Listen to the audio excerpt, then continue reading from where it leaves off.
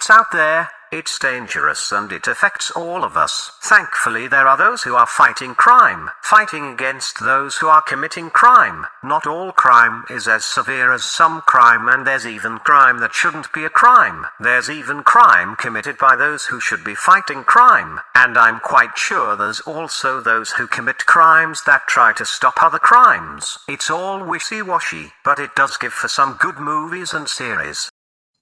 Chine 9. Liberty 37 aka Love Lead and Fury is an Italian-Spanish spaghetti western from the mid-70s about a gunslinger, played by Fabio Testi, who is about to get hanged. Some railroad company people offer him a deal, however, if he ventures out to kill a man named Matthew Sabarnik. This man holds a piece of land the railroad company wants, yet he refuses to sell it due to the mine that is on there, and thus the gunslinger rides out until he finds an attractive young woman bathing in the river, naked.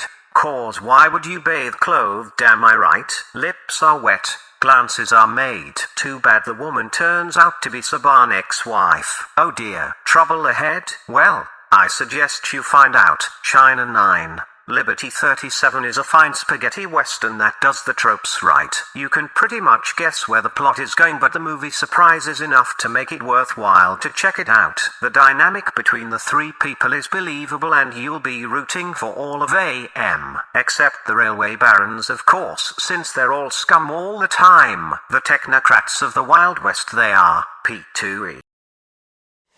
Check that. The Kid Detective is a surprising neo-noir detective movie about a man who once was the hero detective of a town. His hobby was solving petty problems, and people loved him, until there was this case he couldn't solve simply because it was too much for a kid. Turned outcast, we now see him as a 31-year-old adult man attempting to relive the success he once had. Now a girl knocks on his door to find out who brutally murdered her boyfriend, so he ventures forth to solve the case, cause there is murder afoot. But will he be ready for the questions and problems that pop up? I was pleasantly surprised by The Kid Detective. It's filled with humor, though keeps a serious tone lingering throughout the movie. A serious tone that gets really serious near the end of the film. A tone so heavy it made me gasp a little, or some sigh of sorts, like an poof phew or whatnot. The actors are great and feel like bubblegum popsicle characters in a bleak and dark world. Intentional, no doubt, since the man attempts to relive his childhood. A childhood where he was the Sherlock Holmes who got a lifetime of free ice cream for all his good deeds. This vibe combined with the comedy, the mystery, the acting, and the dark tone running through this all make this a very recommended movie in my book. And as someone who grew up with Sherlock Holmes and wanted to solve mysteries too as a by, preferably like Magnum by looking at some booty while driving my fast car, it was a pleasant journey. Smash that. Heist movies are great, from the setup, to the planning, getting the right crew, doing the action, and then the inevitable failure of making it out with all the money and crew. It's the tried and true genre that has plenty of great movies. Everyone also loves doggies, those little four-legged creatures we call man's best friend. So why not combine them? That is the 70s movie The Doberman Gang. A bunch of criminals attempt to rob a bank but make a grave mistake completing it. The leader of the gang decides the human factor of error is too much, and after a long period of including in some pussy, he has a great idea. That idea is to train a bunch of dogs to rob a bank. And so they venture out to find a good trainer, and they decide that Dobermans are the best choice because having a Chihuahua do it is kinda ridiculous. And that's the premise of this classic cult movie. You'll witness all the steps normal heist movies have, but with dogs, and to be frank, it's fucking glorious. The dogs are cool. The music is cool. The whole thing is just goddamn cool. It's one of my favorite movies from my childhood, and the look of the dogs with the collars is ingrained in my memory. The conclusion to the movie is great too, so give yourself a treat and hunt down this hard-to-find classic. And while you're at it, there's 2 more movies about these dogs, and even a series I haven't been able to find yet. One day though. One day. Smash that. The Daring Dobermans is the second movie in the beloved, at least by me, Doberman series. The movie picks up almost right after the events in the first movie. The dogs are still running around with the packs of money strapped to their backs. Touch cops are still looking for them, and there's a whole bunch of people looking to capture the dogs to claim the money. 3 guys concoct a plan to capture the dogs and get the money, but their ambitions are bigger than the $350K the dogs have, and they set their sights on a couple of million that can be easily stolen from a political party's donation. A victimless crime with a pack of Dobermans. The Daring Dobermans pick up the beats from the first movie very well and pretty much redoes the first movie with a couple of changes. It's slightly more enjoyable in places, but overall is pretty much a remake of the first. The dogs still are cool enough, and as a viewer you'll end up rooting for them more than the wannabe criminals. The reasons why will be clear when you watch the film. Watching this, I also recognized facial features of the main character, Charles Knox Robinson, with some facial features that Walton Goggins has. Now, wouldn't it be super cool if that guy and some others were in a modern remake of this film? I certainly would go check it out. No wokeness allowed though. Smash that. The third film in the Dobermans franchise, The Amazing Dobermans, breaks from the previous 2 and tries to do something different with mediocre results. A small-time crook and conman played by James Franciscus is on the run from a dangerous loan shark who wants his $12,000 back.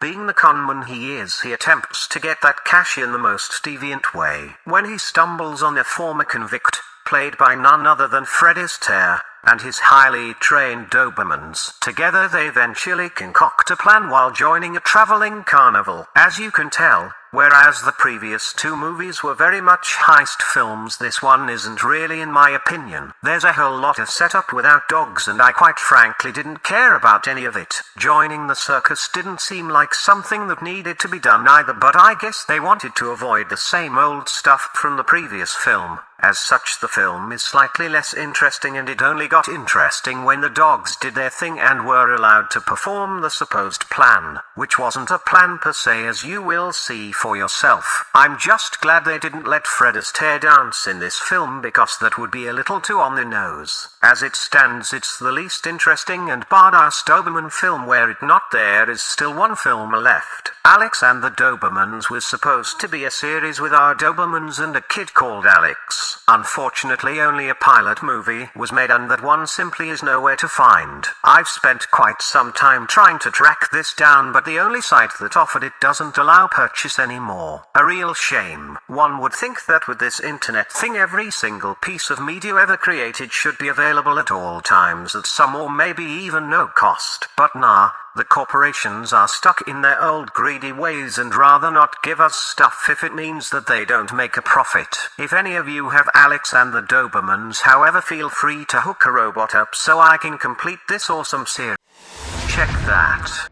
Frank and Penelope are what you get when you mix natural-born killers and true romance in the 2020s. We follow Frank, who has just discovered that his wife is screwing his best friend, and in Z way, he, according to her loud moans, was never able to. So he does what any normal man would do in his situation. He goes to a strip club to get drunk and get pleased by scantily clad girls humping him for cash. And so he meets Penelope, a pouty-faced blonde who immediately wraps him around her finger. Cue her pimp, played by the movie's director Patrick Boondock Saints Flannery, who gets a little bit too hands-on. Frank and Penelope escape and hit the road together towards the horizon of love or lust, heading for a cliff like Thelma and Louise, until they stumble upon a strange motel where its inhabitants have their own say about adulterers, hookers and sinners alike. What follows is a competently made road movie with fragments of several genres. It's almost a grindhouse were it not for the fact it isn't creamy enough. It's almost gore horror were it not for the low amount of gore and horror. It's mostly a love story between a guy finding a hot young babe who isn't all too bright but definitely has a purdy mouth. Too bad it's not quite sexploitation either. Q's Kaylee Cowan is a sight to see and not a stranger to nudity. Hey, that rhymes. Much like this movie. It'll never wow you, but it's definitely good. But what's with that ending again? Once more a Netflix ending, leaving the door wide open for a sequel that probably never comes. I wouldn't mind a sequel though. Check that.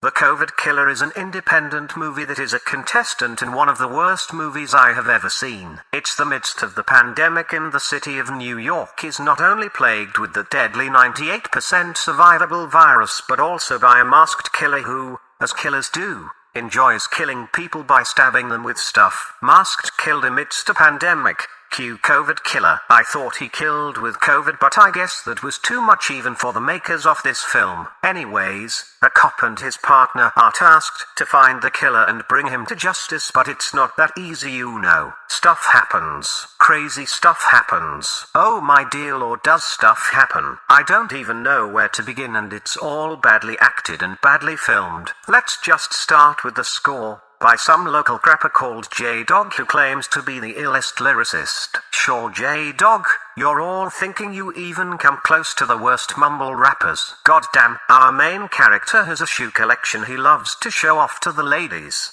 And does. Multiple times. There's a tone-deaf George Floyd can't breathe referenced by someone who looks like a crack whore cop wearing, of course, a MAGA hat. His Trump is bad, y'all. There's a shower scene with a very large-chested Latina babe who is fine flaunting her cleavage in one scene, but, well, who showers with a towel? Nudity that another slightly less attractive, and that's an understatement, white woman has less trouble with since she's pretty much naked and humping our lame-ass cop like none before. Hell, we even get credit bloopers where it's clear that this chick would prefer that sex scene was real, probably craving that BBC as other cast and crew members were cheering on, hoping they'd be able to get in on action. Something tells me they probably did, and good for them. Pussy pounding be pussy pounding, y'all. There's plenty of illogical stuff in the script. Too much to mention, and I'll leave it up to you to discover. It's hilarious. From being suspended to suddenly being on the case, the uncuffed but cuffed moment later mimicked in real life by You Want to Date Me AOC. Suffice to say, this is an awful movie, but it's so bad you just have to see how bad it is. I can't recommend this, but good golly. Oh, I almost forgot. There's even a movie inside of this movie. As if the creators said, hey, we have this other movie we made, let's just put this in here. You just have to see for yourself how bad it is. You'll certainly laugh. Maybe you'll even find some enjoyment in it. Word up. Robotron out. EO, y'all bitches wanna see my shoe collection. It's lit. Booah. Check that. Neon Lights is a 2022 wannabe psychological horror slash mystery slash trippy film with the extremely charismatic Kim Coates, aka Tig from Sons of Anarchy, who unfortunately doesn't get utilized enough. The story is about a weird and awkward tech tycoon who, after a failed interview, decides to retreat to his off-the-grid mansion to contemplate about things. He invites his siblings, their offspring and attachments in what he hopes to be a nice family reunion. The synopsis online continues with the words, only to be caught in a bone-chilling killing spree within his new estate, though I'd personally disagree with that assessment. Suffice to say, people die, eventually, in the most boring ways, but not without having a whole lot of family arguments and overall annoying acting. The movie keeps alluding that there's something not quite right in the film, and you will quickly make references to superior movies such as Fight Club and others, but in the long run this film just tries to do too much and doesn't succeed in anything. The plot twist is expected but also confusing and nonsensical. It pulls the rug underneath you without any clear logic or sense of verisimilitude. Certain scenes simply do not make sense when you look at what the creator was trying to do. Kim Coates is underused. The main actor is annoying as fuck, as well as the two male siblings. There's not enough of horror, not enough of killing, and no excitement whatsoever. The script is mediocre and could easily have been made into something interesting if they didn't have their head up their asses. The usage of neon is superficial at best. Fine, they all have colored rooms. I'm sure it has some meaning, but I didn't feel like digging into it afterwards, cause I didn't really give rat's ass about the film when it ended. Drop that. Nude Nuns with Big Guns is an independent non-exploitation grindhouse film by Joseph Guzman about a nun who is part of a drug-dealing crime syndicate. dealing cocaine from within the church to a bunch of Latin bikers that make the Mayans look even more like kittens. During a drug deal gone wrong, she is shot and killed, yet miraculously comes back to life, vowing to bring the crooks and criminals to justice. Justice dealt by using her nun guns. Actual guns, that is, not the slang used for boobies, although there are plenty of boobies in this film whether nun or not, and rape, primarily by the big black dude, and lesbian sex, and death and shooting. There's plenty of jabs at a hypocritical church where nuns and priests indulge in the sins they are supposed to oppose. But our fair nun, who quite frankly is also a sinner, deals with them all. Although we have all this goodness, and even though the movie is competently made, it feels really indie. Mostly the line delivery and dialogue shows you that there's something off about it. I also found that my copy was a little bit async with the sound in parts, so once again, it might be different for you. The movie also moves really slow. It felt like a 2-hour 30 movie, and that's not because it wasn't interesting or that sphere was nothing happening. On the contrary, certain scene changes are also jarring in musical choice, which adds to the odd feel of amateurism. Overall, I thought this was a fairly okay grindhouse nunsploitation movie, though I wonder what it could have been like with a professional crew behind it. Don't listen to the negative reviews on sites such as IMDb. This is way better than a lot of dreck out there. Check that.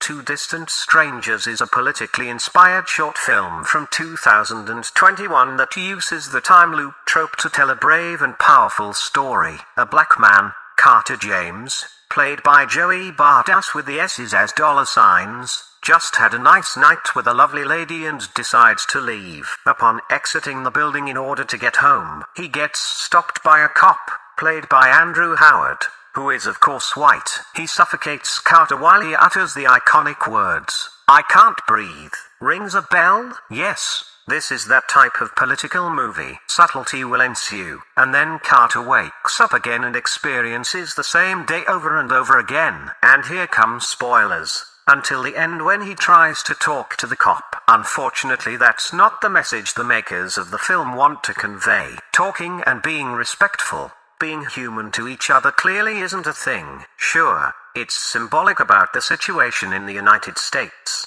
something the rest of the world pretty much frowns about, but all the actual ending tells us is that white people are bad, cops are bad, Black Lives Matter, the works. To boot, in the end it's revealed that the cop actually knew about the time loop and has been killing the guy every day because of his own reasons. The last time we see Carter James die, he is lying on the street bleeding the continent of Africa with his blood. Thought he was an American? I'm quite sure African people don't consider Americans as Africans, but whatever. This short film is aimed for a very specific group of people. The ACAB people with their black avatars and cultural appropriation bullshit. I found it maddening and offensive, but I'm but a robot, so what do I know, right? Drop that.